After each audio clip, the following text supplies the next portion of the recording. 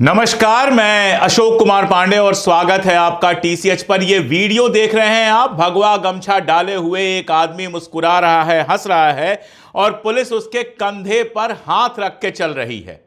यह कोई normal photo नहीं है। नॉर्मल पुलिस किसी के भी कंधे पर हाथ रख दे, हमें आपको क्या करना है। यह फोटो है फतेहपुर के अबू नगर में जो तमाशा हुआ। एक 200 साल पुराने मकबरे को तोड़ फोड़ के मस्जिद बनाने की जो कोशिश हुई, पूरे इलाके में सांप्रदायिक तनाव भड़काने की जो कोशिश हुई, उसके मेन विलेन की तस्वीर है। यह मेन विलेन का वीडियो है जो पुलिस के साथ आपको दिखाई दे रहा है। उत्तर प्रदेश में और कुछ भी हो, कानून का राज तो कम से कम कहीं नहीं दिखाई देता। ऐसा लगता है कि पूरे प्रशासन ने तय कर लिया है कि जितना तमाशा, जितना हिंदू मुसलमान हो सकता है उतना हिंदू मुसलमान करो। संभल में जो कुछ हुआ आपको याद होगा, मुझे याद दिलाने की जरूरत नहीं है। गोलियां चलाई गई, 5 लोग मारे गए। जो वहां के पुलिस वाले थे अनुज चौधरी, उनका प्रमोशन हो गया, उनको इनाम दिया गया। संभल में जो कुछ उन्होंने किया उसका इनाम दिया गया और इस बहाने पुलिस वालों में एक मैसेज दिया गया कि अगर तुम सरकार की लाइन लेकर चलोगे तब तुमको इनाम मिलेगा, और नहीं लाइन लेकर चलोगे तो वो किस्सा आपको याद ही है। एक पुलिस वाले जब मारे गए थे, जिनको मार दिया गया था जब वो दंगा रोकने की कोशिश कर रहे थे, कई साल बाद उसका फैसला आया है और उस फैसले में कुछ लोगों को दोषी ठहराया गया है। तो अबू नगर में, फतेहपुर के अबू नगर में संभल वाली कहानी दोहराने की कोशिश की गई। 11 अगस्त को 500 साल पुराना मकबरा है, मैं उसके ऊपर बात करूंगा, हिस्टोरिकल डॉक्यूमेंट्स की बात करूंगा। 11 अगस्त को सुबह सुबह बजरंग दल, हिंदू महासभा और इस तरह के कई संगठनों के लगभग 2000 लोग वहां की ईदगाह में बने मकबरे पर पहुंच गए और मकबरे पर चढ़कर भगवा झंडा लगा दिया। यह नया फैशन है, यह नया तमाशा है जिसमें आपको मस्जिद के ऊपर, मकबरे के ऊपर, दरगाह के ऊपर भगवा झंडा लगाकर अपना हिंदू होना सिद्ध करना होता है। ये वो लोग हैं जो आपको मंदिरों में नहीं मिलेंगे। ये वो लोग हैं जो किसी मुसीबत में आपके साथ खड़े होकर नहीं दिखेंगे। ये वो लोग हैं कि बाढ़ आ जाए, दुनिया की कोई समस्या आ जाए, ये लोग किसी की मदद करते हुए नहीं दिखेंगे, चाहे हिंदू हो चाहे मुसलमान। ये वो लोग हैं कि बुलडोजर चाहे हिंदुओं का मोहल्ला खत्म कर दे, ये लोग दिखाई नहीं देंगे। ये सिर्फ सरकार की दलाली करते हैं और सरकार के लिए वोट इकट्ठा हो, इसके लिए हिंदू मुसलमान नफरत की कहानी दोहराते हैं बार बार। देश भर में 11 अगस्त को अगर याद किया जाएगा तो इस बात के लिए याद किया जाएगा कि 300 सांसदों ने, जिसमें अखिलेश यादव भी शामिल हैं, जिसमें राहुल गांधी भी शामिल हैं, जिसमें प्रियंका गांधी भी शामिल हैं, जिसमें पूरा विपक्ष शामिल है, ये चुनाव आयोग के दफ्तर जाना चाहते थे, उनसे बात करना चाहते थे। जिस तरह वोटर लिस्ट को देकर पूरे देश में गड़बड़ी हुई है और पूरी सरकार लग गई है कि किसी भी तरह से इस मुद्दे को भटकाया जाए। आज सुबह हम टीवी देख रहे थे तो अहमद पटेल साहब के बेटे का बयान चल रहा था कि अमित शाह जी बहुत बढ़िया है। भैया, अहमद पटेल साहब चले गए, अब उनके बेटे, उनके नवासे क्या कहते हैं क्या नहीं कहते हैं, इससे कोई फर्क नहीं पड़ता। लेकिन ये सारी खबरें चलाई जा रही हैं, कभी पाकिस्तान से जंग करवाई जा रही है और उसके बाद आप देखते हैं फतेहनगर के अबू बकर में ये सारा तमाशा होता है। यह सबका सबसे बड़ा कारण है ध्यान भटकाना। कैसे भी वोटर लिस्ट की जो चोरी हुई है, वोट की जो चोरी हुई है, उसके खिलाफ जो देश भर में अभियान चल रहा है, उससे ध्यान भटकाने के लिए यह सारा तमाशा हो रहा है। और हमारे देश में हिंदू मुसलमान से बड़ा कोई मुद्दा ही नहीं है जिस पर तमाशा करके लोगों का ध्यान भटकाया जाए।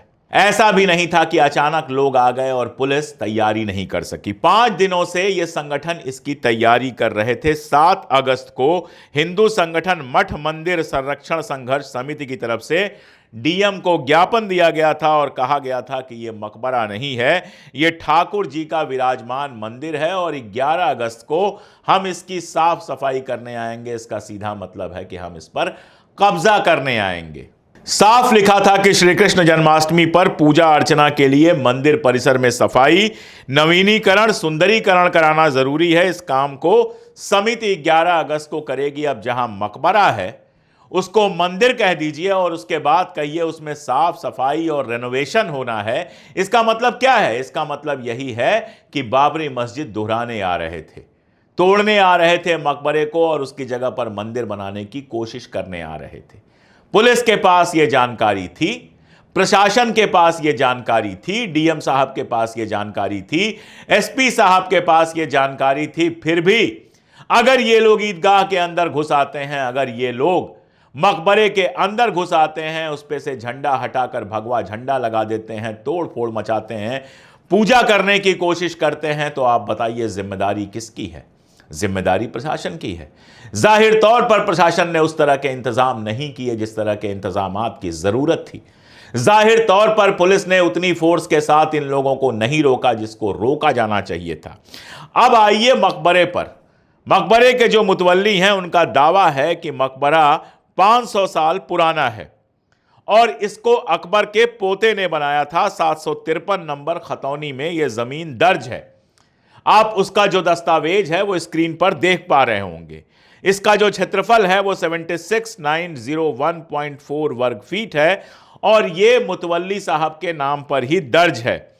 अबू मोहम्मद अबू समद का ये मकबरा है। हमसे पहले 30 साल तक अनीस भाई इसकी देखभाल करते रहे हैं, यानी ये तो मुतवल्ली हैं ही और इनके पहले भी मुतवल्ली रहे हैं, उनके पहले भी मुतवल्ली रहे हैं। यह बताया जा रहा है कि नवाब अब्दुल समद का यह मकबरा है और इसके लिए सारे हिस्टोरिकल डॉक्यूमेंट उपलब्ध हैं। अब अगर आप कह रहे हैं कि यह द्वारकाधीश का मंदिर है तो आपके पास इसके कौन से डॉक्यूमेंट हैं, यह बताया जाना चाहिए।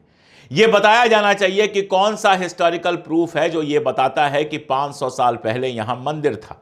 ऐसे ही किसी भी मस्जिद पर चले जाइए और दावा कर दीजिए यह द्वारकाधीश जी का मंदिर है, यह हनुमान जी का मंदिर है, यह शिव जी का मंदिर है।